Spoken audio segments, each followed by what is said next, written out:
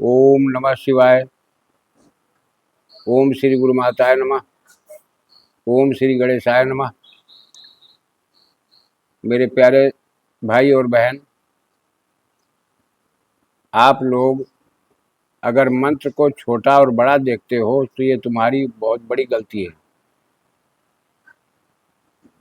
बिना मेहनत के कुछ भी इस मार्ग से सफल नहीं हो पाओगे, कोई सफलता नहीं मिल पाएगी। मैंने आप लोगों को बताया है कि मेरे जितने भी मंत्र मैं दे रहा हूँ उनको किसी योग्य व्यक्ति से परामर्श एक बार लो, उनको मंत्र मेरा दिखाओ, मेरा विधि-विधान दिखाओ। जब पढ़ा लिखा आदमी जो इस मार्ग का थोड़ा बहुत ज्ञान रखता होगा वो तुम्हें अवगत करा देगा। मैं लोकल कोई मंत्र उल्टे सीधे नहीं डालता हूँ अपने वीडियो में, जिससे कि किसी का समय बर्बाद न हो। दूसरी चीज, बर्बाद समय होता है, आपकी हंसी होगी, आपका मन टूटेगा, विश्वास टूटेगा, प्रकृति के से विश्वास उठेगा। तो ये सब प्रकार का अहित होना अच्छी बात नहीं है। मंत्र छोटा बड़ा मत देखो। बड़े मंत्र होते हैं तो एक माला सिर्फ करो, लेकिन पहले उनका कंठाग्र कर लो, रियाज कर लो। दूसरी चीज ये है कि आज जो मंत्र मैं दे रहा हूँ आपको, श्वेतार्क सिद्ध गणपति मंत्र है। और सच्चाई इसकी ये है कि लोग नहीं जानते हैं, बहुत से लोग नहीं जानते हैं। जो विद्वान लोग हैं जिनको इसके बारे में ज्ञान है वो जानते हैं कि गणपति जी के 6 संप्रदाय हैं, जिसमें से कुमार संप्रदाय से ये मंत्र, श्वेतार्क गणपति मंत्र जो है ये कुमार संप्रदाय से होता है। अब विधान इसका कोई कठिन नहीं। देखिए, जो लोग मुख्य नक्षत्र में श्वेत मंदार को, श्वेतार्क को काट करके, खोद करके जड़ ले आते हैं, उसके बाद उसकी जड़ काट करके गणपति समझ करके उनकी प्रतिष्ठा करवा लेते हैं, तब तो ठीक है। अगर प्रतिष्ठित वो जड़ नहीं है तो फिर व्याधि का कारण बन जाती है, फिर आप अपने दिल को झूठी तसल्ली दे रहे हो। इसलिए पूर्ण विधि विधान के साथ, और जब भी एक बात याद रखो, 100 अक्षरों से अगर बड़ा मंत्र हो जाता है तो उसमें न्यास या विनोद की कोई आवश्यकता नहीं होती, क्योंकि वो माला मंत्र में आ जाता है। और जितने छोटे मंत्र हैं, 5 शब्द, 10 अक्षर, 20 अक्षर, 22 अक्षर, 25 अक्षर, 32 अक्षर, इनका सब विनियोग, संकल्प, न्यास, अंगन्यास, करन्यास, हृदयन्यास, ऋषिन्यास, मंत्र न्यास, फिर आवरण पूजा, पूरे विधान को जाओगे तो कम से कम 3 घंटे का समय चाहिए आपको। अभ्यास करोगे तब। लेकिन सबके लिए आज जो मैं मंत्र दे रहा हूं, देखिए, सभी व्याधियों का निवारण करने वाला, तुम्हें आप लोगों को सभी रास्ते प्रशस्त करने वाला, सही मार्ग दिखाने वाला, सही दिशा निर्देशन करने वाला, आपके अंदर ऊर्जा बढ़ाने वाला, बुद्धि और ज्ञान का प्रदाता, यश, ऐश्वर्य और लक्ष्मी का दाता, इससे ज्यादा तुम्हें क्या चाहिए। लेकिन आप लोग करते क्या हो कि मंत्र बहुत बड़ा है, आपका मंत्र बहुत बड़ा है। कई लोगों ने हमसे कमेंट पर कहा कि आपका मंत्र बहुत बड़ा है। अगर मैं अपना पूर्ण विधान, जिन चीजों से मैं चलता हूं, अब जैसे ये मंत्र है, इस मंत्र को याद कर लो, केवल इस मंत्र को केवल याद कर लो। अभी एक वरद गणेश मंत्र जो आता है, उसके कितने अंग हैं।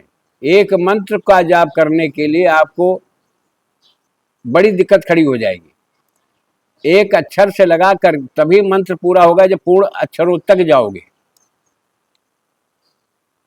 एक अक्षर बढ़ता जाएगा, हर माले में एक अक्षर बढ़ता जाएगा, हर माले में एक अक्षर बढ़ता जाएगा, तो पता लगा कि 3 घंटा का समय एक मंत्र लेता है वो। तो जब विधि विधान को आप करोगे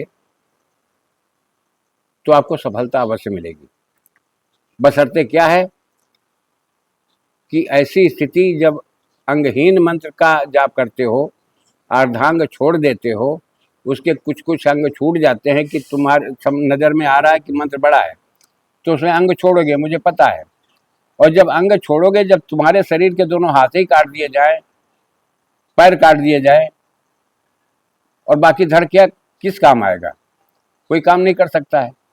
ठीक इसी तरह से मंत्र भी पूर्ण अंग जब होता है, पूर्ण रूप से वो स्वचलित होता है, उसकी तरंगे इतनी गतिमान हो जाती हैं, अगर पूर्ण है तो। अगर मंत्र ही अपूर्ण है तो तुम्हारा ज्ञान भी अपूर्ण रहेगा। तुम अपनी बुद्धि की चालाकी इसमें मत दिखाओ। यह तंत्र मंत्र का आगम का खेल है।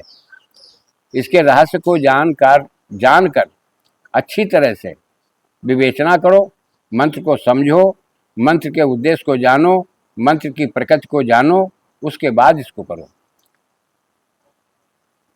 सत्यता यह है कि पेड़ काट करके, श्वेतार का पेड़ काट करके मत कभी गणपति जी की स्थापना करो। एक पेड़ अपने दरवाजे पर लगा लो, भले वो मंजूर है, गमले में लगा लो, और उसकी नित्य प्रति पूजा करो, नित्य जल दो। तो जितना ही वो पल्लवित तो होगा, जितने ही उसमें पुष्प आएंगे, जीवन में उतनी ही तुम्हारी बहार आएगी। ऐसी गलतियां मत किया करो। कुछ लोगों के ऐसे कमेंट होते हैं जो देख करके मुझे कष्ट होता है, लेकिन मैं उन्हें जवाब नहीं देता हूं। क्यों? कि या तो तुम अपनी मर्जी का कर लो, तो मेरे से परामर्श मत लो। कुछ लोग ऐसे होते हैं कि दीक्षा दूसरे से ले रखी है, उसका संप्रदाय अलग है, मेरा संप्रदाय अलग है, तो हमसे भाई क्यों परामर्श ले रहे हो? हमारे विधि विधान अलग हैं। मैं बुरा नहीं मानता, तुम तर्क करो, पूछोगे, मैं बताऊंगा। लेकिन क्या है, तब कष्ट ये होता है कि किसी गुरु के शिष्य हो, उसके मान सम्मान को ठेस लगे, ये मैं नहीं चाहता। मुझे कष्ट होता है तब मैं भी किसी को मार्गदर्शन किसी का कर रहा हूँ, अगर मेरे खिलाफ कोई ऐसा बोलेगा तो मुझे कष्ट होगा। तो अपने गुरु की मान मर्यादा बनाकर रखो, और जो भी परामर्श लेना है, जिस गुरु से दीक्षित हो उससे आप परामर्श लो। इसमें कोई बुराई नहीं होती। एक छोड़ोगे दूसरे को पकड़ोगे, दूसरा छोड़ोगे तीसरे को पकड़ोगे, इसमें तुम भटक जाओगे। ये तंत्र विज्ञान है। और सुनो, चाहे तंत्र हो, चाहे मंत्र हो, चाहे यंत्र हो, सब एक दूसरे के पूरक हैं। सब एक दूसरे के पूरक हैं। तंत्र की व्यवस्था वो होती है कि जैसे हवन करना हुआ, अब ये तंत्र प्रक्रिया है, कौन कौन सामग्री लगेगी, ये तंत्र प्रक्रिया है। मंत्र तुम्हारा तो ही है, लेकिन मंत्र को चैतन्य करने के लिए तुम उसे आहार देते हो कि नहीं देते हो?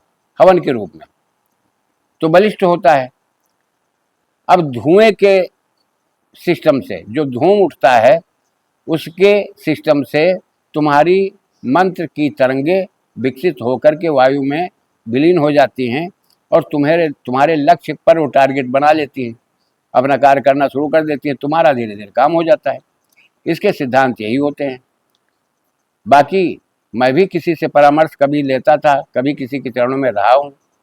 आज भी कोई योग्य व्यक्ति हमको प्राणी मिल जाता है, हमको कोई उपदेश देता है, तो मैं बुरा थोड़ी मानता कि मैं ही सर्वश्रेष्ठ हूँ ना।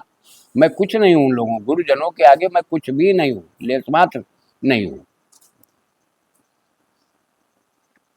इस बात का ध्यान रखें। और विधान इसका ये है कि किसी अच्छे स्थान पर, किसी मंदिर में अगर श्वेतार्क का पेड़ है, आप जा करके पहले मंत्र को कंठाग्र करो, और वहाँ पर उस पेड़ को एक छोटा सा कोई वस्त्र लपेट दो, जनेऊ की जोड़ी उसके ऊपर टांग दो। जो पुष्प हों आपसे, आपके पास उपस्थित हों, उनको आप ले जाइए, और मोती चूर के लड्डू का भोग लगाइए। रात में शाम को जाते हो तो एक दीपक भी जला दीजिए, और बैठ करके एक माला का जाप कर लीजिए। हम ज़्यादा तो नहीं बोलते हैं, लेकिन आपको बहुत जल्दी इसका अनुभव मिलना शुरू हो जाएगा। अब मैं मंत्र तो डाल चुका हूँ डिस्क्रिप्शन में, फिर भी मैं अपनी वाणी से एक बार तुम्हें सुना रहा हूँ, आप ध्यान दे लेना।